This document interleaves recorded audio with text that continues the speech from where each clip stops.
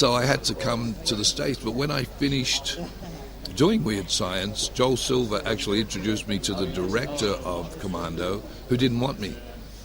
He said, you know, he'll wes it up. It'll become a Road Warrior all over again. And I'm thinking, the word before my name is actor. From any perspective that I work in, I have this, I don't know whether it's a good attitude or a bad attitude. When I finish for the day on the set, I forget everything I've done. I'm not an actor anymore. I'm Vernon Wells. I'm the dumbass who will go out and chase tall blondes with big shoulders. It's just, that's who I am. I can't stay within that realm of the character because to me it's not who I am. So I just revert back to being myself. So I don't think I ever get into that position of where I'm trying to outguess people or I'm trying to outdo myself from the last film I did. I look at everything in perspective as a new challenge. You know, they say, will you do this film? Like, I did 12 months in the kids show in Power Rangers. And to me, that character was something new for me because it was the first time they used a human villain. It was the first character to ever kill a Red Ranger. There was a lot of firsts for that character. So I just played him the way I saw him because he had his daughter, so there had to be this dimension to him where he responded to who she was, and there had to be this dimension to what he did. And the funny thing is that the way I played it was always a game. And if you ever watch the series, they began to think, because they kept writing these things for me and Erin Cahill, who played the Pink Ranger. We kept coming up against each other all the time, and it was always this kind of joke that I would do with her, and she would be really pissy, and I'd be sort of just going, seriously? And it all came out of the fact that Erin and I got on so well together. And so I was always digging at her and having fun with her, and that was where the character came from. So Ransek became, he was who he was, but he also had this kind of humorous side to him. He had this father side to him, and he was a defender of his family. And he still wanted to take over the world. And I thought it was really fun doing it, because they even went back and they did that whole like 3-part episode where they went back into who I was and how I became what I was. And some of that was touching. I mean, they really did write good scripts for that series.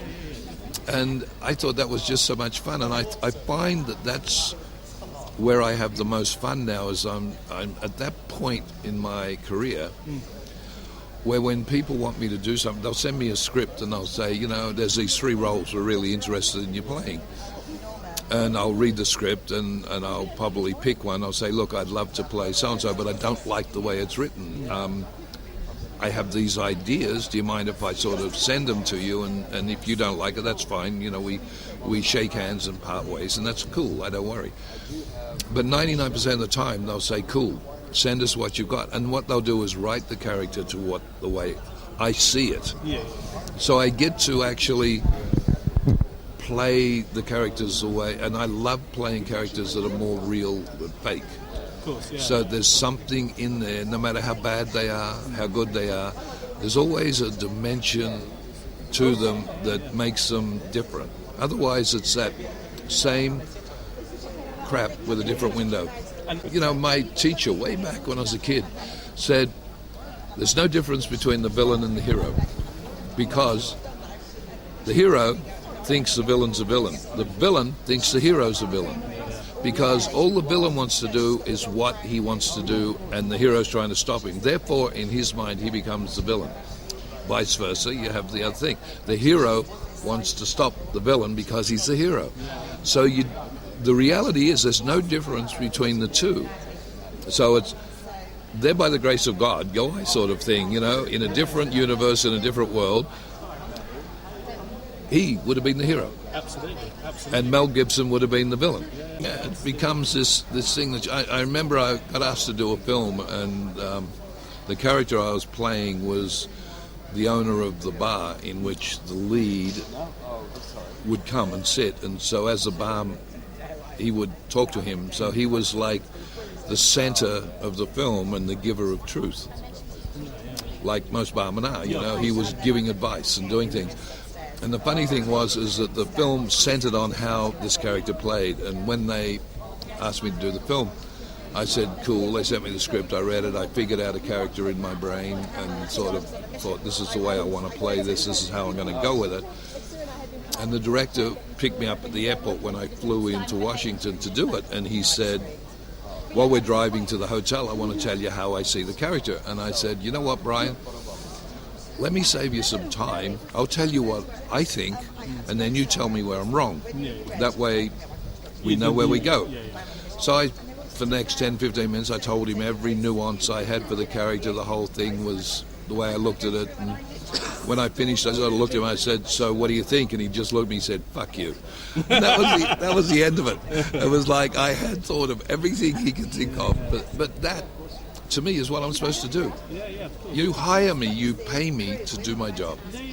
And my job is to put on film something that's realistic to the point that I can make it. I mean, if you look at, I don't care what you think of Wes, the character's still realistic.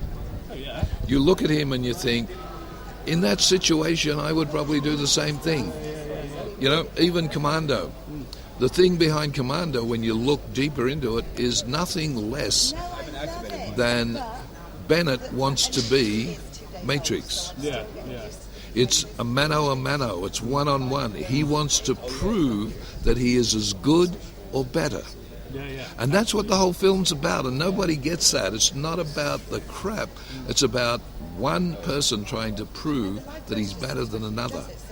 And the only way he can bring that to happen is to kidnap his daughter, so he has to come to him. So there has to be that confrontation. There has to be that moment where one lives, one dies. That thing. And that's what it is. And that's human nature.